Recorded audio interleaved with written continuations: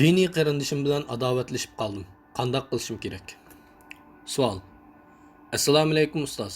Yaqin o'tadigan bir diniy qarindishim bor edi.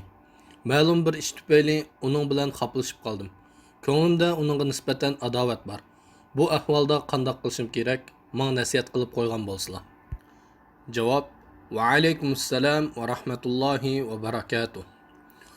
Shuni bilishingiz kerakki, mehribon Rabbimiz Alloh subhanahu va taolo mo'min bandalarning intayin inoq ittifoq holda o'zaro yaxshi ko'rishib, aralashib yashashni yaxshi ko'radi. Alloh mo'min bandalarning o'zaro adovatlashib, yuz o'rishib, izdashmay tashlashib ketishidan g'azablandi. Musulmonning diniy qarindishiga 3 kundan ortiq adovat tutishi halol bo'lmaydi. İmam Buxoriy Anas ibn Malik radhiyallohu anhudan rivoyat qilgan hadisda Rasululloh sallallohu alayhi va sallam mundaq degan: "Sizlar o'chakashmanglar, ichki yomonlik qilishmanglar, may tortishmanglar. Ey Allohning bandalari, qarindoshlaridek bo'linglar.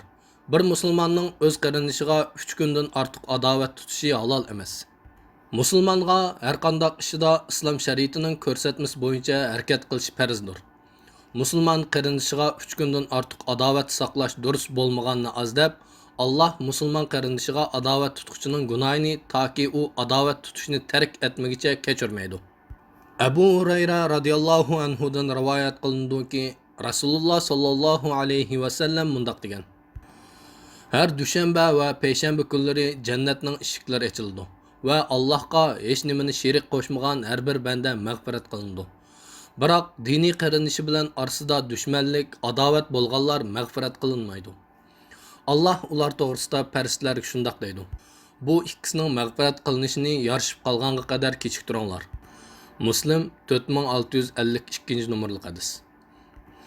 Diniy qarindishiga adovat tutquchi mehribon Alloh taoloning gunohini mag'firat qilishidan iborat buyuk ne'matdan mahrum qoladi.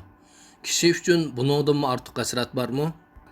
Siz adovatlashib qolgan u musulmon qarindishingizning yaxshi taraflarini ko'p muloyiz qiling. Uning sizga qilgan yaxshi muomalalarni va yaxshiliklarini aslang. Uning qilayotgan ibodatlari va yaxshi xislatlarini ko'z oldingizga keltiring.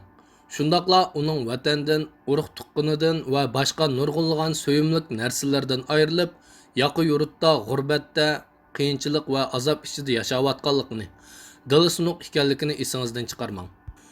Bu orqali ashu diniy qarindishingizga bo'lgan hissdoshligingizning va yaxshi ko'rishingizning eshib, uningga adovat tutishdan qo'l uzishingiz va ilgarigidek yaxshi munosabatni davom qilishingiz umid qilindi. Barcha hamdlar Allohga xosdir.